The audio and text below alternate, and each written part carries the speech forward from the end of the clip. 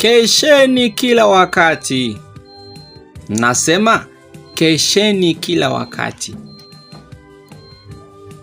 Mama Kanisa anatuhitaji tuweze kukesha kila wakati. Ni himizo la juma la kwanza mwaka wa Kanisa.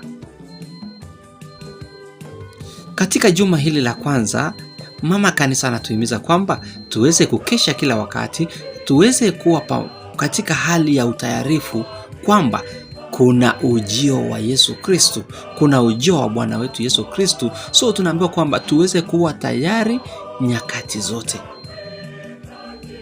Katika hali hii, Yesu Kristo atakapozaliwa atupate kwamba tuko tayari.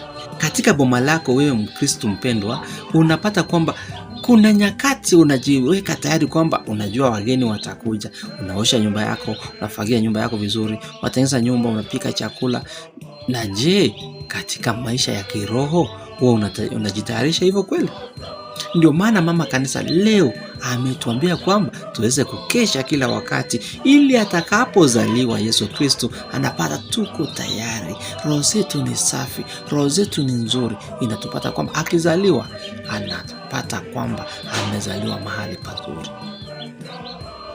Pia katika siku hii ya leo tumeambiwa kwamba tuwe macho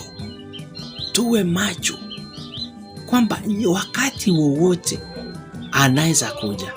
Kumbuka wale wanadada 10 ambapo 5 waliweka taa zao mafuta na 5 hawakuweka mafuta. Wakati bwana harusi alipokuja akawapata kwamba hawako tayari. So bwana harusi akaenda na wale ambao walikuwa tayari, wakaingia katika chumba cha harusi. Walipokaa ndani pale, hawa wanadada wengine wapumbavu wakakimbia kutafuta mafuta wakiwa wamechelewa. So hata sisi wa Kristo tutayarishe taa zetu ziwe na mafuta, taa za kiimani, taa za kiroho, tuweze kuwa na hiyo hali ya kuwa tayari. Tazama pia pale Nuhu alipoambia wanadamu kwamba tujenge safina. Wakasema, Nuhu unatuambia nini? Watu wakakataa. Nuhu akafanya ile safina na yeye na familia yake. Wakati mvua ilikuja gharika, ikawagharifikisha kabisa, ikawasomba, maana hawakujiweka tayari kwa kujenga safina. So Mkristo mpendwa, tunahimizwa katika juma hili la kwanza tuweze kuwa tayari, tuwe watayarifu katika wakati wote, tuweze kumpokea Bwana wetu Yesu Kristo. Ndugu wapendwa, tunaambiwa kwamba katika hali hapa tuwe waangalifu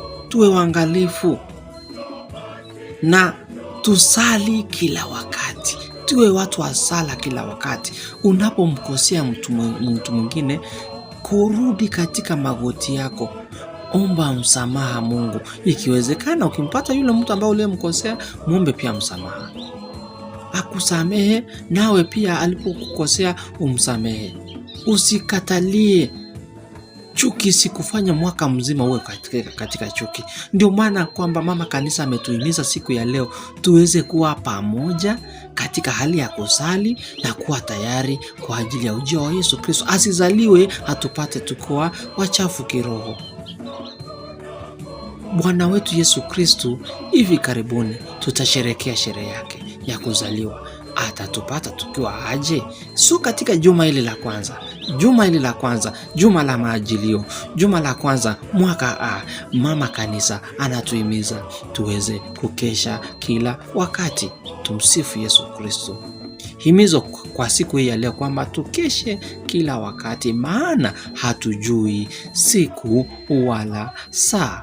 Tumsifu Yesu Kristo. Asante.